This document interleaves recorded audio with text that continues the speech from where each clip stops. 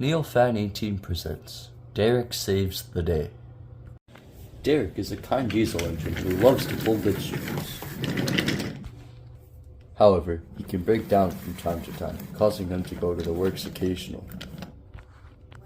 One day, Derek puffed into Willsworth Station, where he saw Edward. "Hello, Edward. How are you doing?" "I'm doing well, Derek. How have you been?"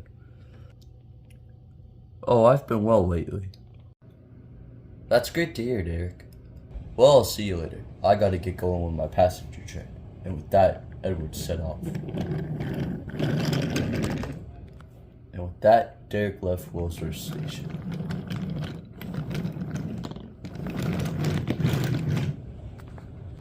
Derek was in a very good mood, as he hasn't broke down in a while. He felt like nothing could stop him. Soon, Derek was approaching the bridge. Everything seemed fine at first, but as Derek continued up, he noticed something was off.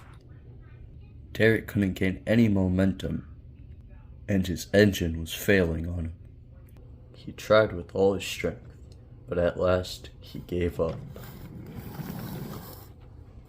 Derek rolled back down. "Oh, bother. I've gone 2 months without breaking down." Soon his driver got out to inspect the problem. He opened up Derek's engine and peeked inside. Shortly after, he got down and walked over to Derek.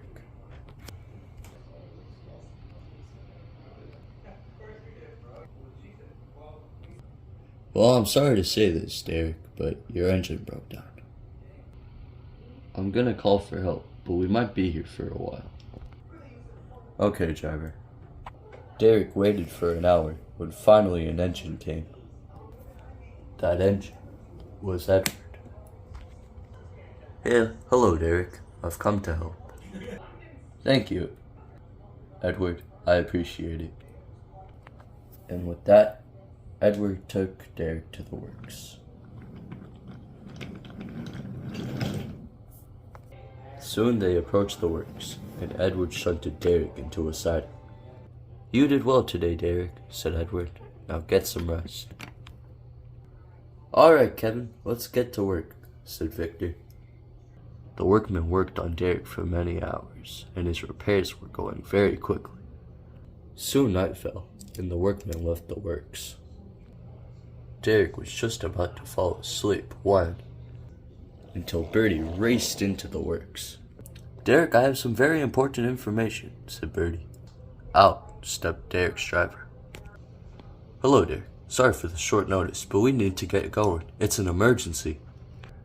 "We can't go out. I'm not fully repaired." "Anyways, what is this emergency?"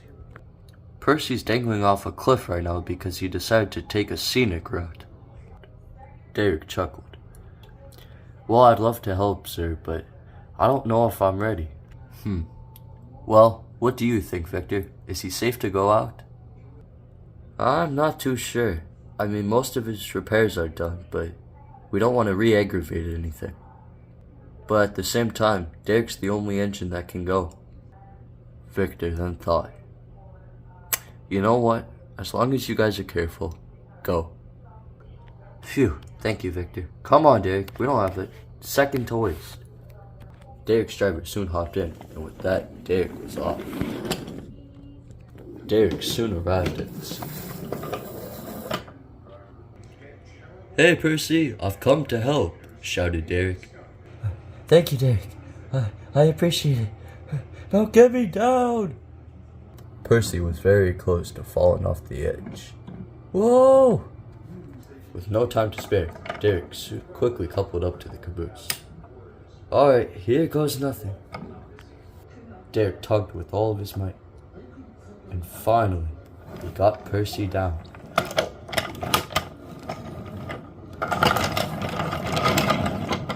Soon, Percy and Derek came back down to the bottom. "Thank you, Derek. You're my savior."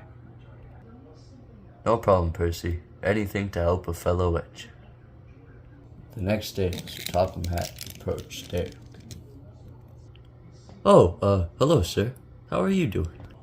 Oh, I'm doing well, Derek. I want to thank you about saving Percy last night.